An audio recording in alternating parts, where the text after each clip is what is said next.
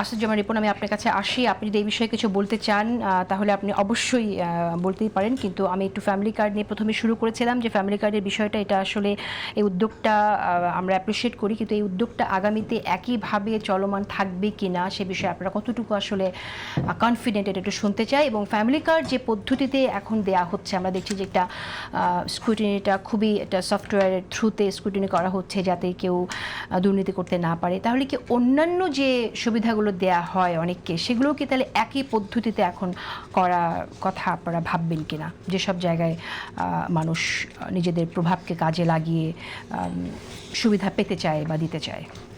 ধরুন আপনার ঢাকা শহরের কথা যদি আমরা ধরি, ঢাকা শহরে দেখবেন যে আপনার ট্রাকের মধ্যে আপনার কিছু আপনার খাদ্য সামগ্রী, ভোজ্য তেল বা ইত্যাদি, এগুলো পেঁয়াজ বা অন্য জিনিস বিক্রি হচ্ছে, তাই না? লাইনে দাঁড়িয়ে মানুষ কিনছে। আপনি কিন্তু ডিটারমাইন করতে পারছেন না যে তার যিনি এটা মানে লাইনে দাঁড়িয়েছেন তার সোশিও ইকোনমিক অ্যাবিলিটি বা কন্ডিশনটা কোন পর্যায়ে।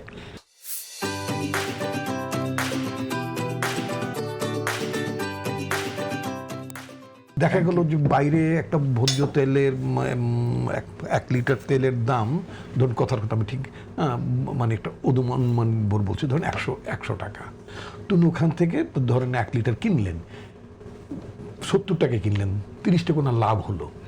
উনি এটাকে বিজনেসের অর্থ করতে পারেন, আবার যার প্রয়োজন তিনিও দাঁড়াচ্ছেন। কিন্তু যখন আপনি একটা ডাটাবেজের মধ্য দিয়ে যখন আপনি করবেন, তখন কিন্তু একেবারেই আপনার জেনুইন লোকজনের পাওয়ার সম্ভাবনাটা থাকবে।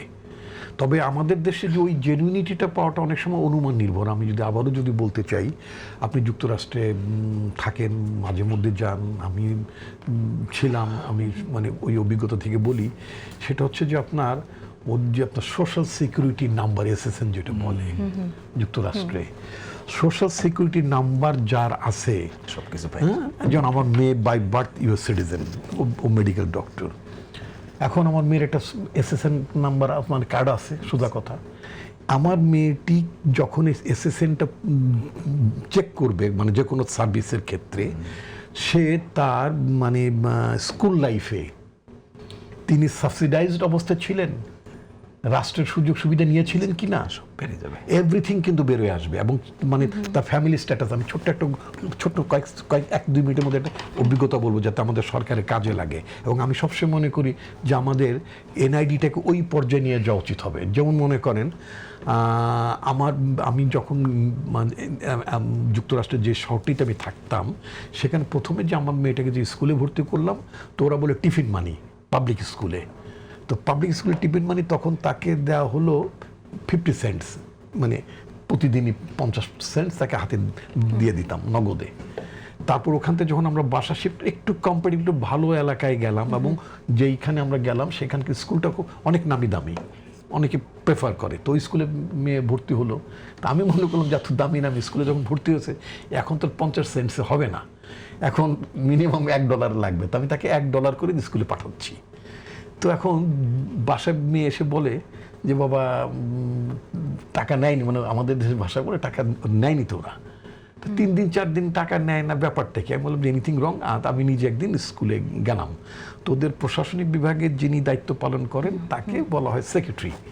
তো সেক্রেটারির সাথে কথা বললাম। সেক্রেটারি আমার মেয়ের পার্টিকুলার ছিল, কারণ ওখানে তো আমার মেয়ের SSN আছে। দেখার পরে বলে, ও দেখে বললো যে No, she's not supposed to give any money. কেন? তো বলতেছে কারণ ওখানে আমার যে ইনকাম স্টেটমেন্ট আছে, হ্যাঁ, তখন আমার ওয়াইফ সিক, আমার যে ইনকাম স্টেটমেন্ট আছে, তখন সে আমাকে বুঝে বলো, তুমি এখন যা আয় করছো, সেই আয়ে তোমার একটা বাচ্চা আছে, তোমার একটা 2 বেডরুম হাউস লাগে, সব কিছু খরচা মেটানোর পরে, অর্থাৎ সোজা কথা আমাকে একটা দরিদ্র শ্রেণীর লোক হিসেবে সাব্যস্ত করলো মোটামুটি। আমি ভীষণ লজ্জিত হইলাম, সত্যি কথা।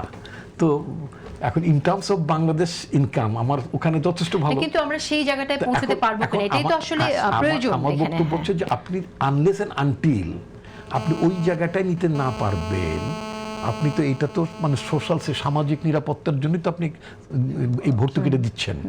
যেহেতু আপনি সামাজিক নিরাপত্তার জন্য আপনি খাদ্য সহযোগিতা শুরু করে কৃষি সহযোগিতা, স্বাস্থ্য সহযোগিতা, এভরিথিং আপনি করছেন, ওই এক SSN দিয়েই আপনি মানে যেমন আমি কোনো ডাক্তার $20 দিয়ে ভিজিট করেছি, আবার সেম আপনি হসপিটালে $60 দিয়ে ওখানকার আমেরিকান লোক তিনি ডক্টর ভিজিট করেছেন। তা আমি তখন কারণ হচ্ছে যে আমার ইনকাম লেভেলটা কম বলে আমার কাছে $20 নিয়েছে।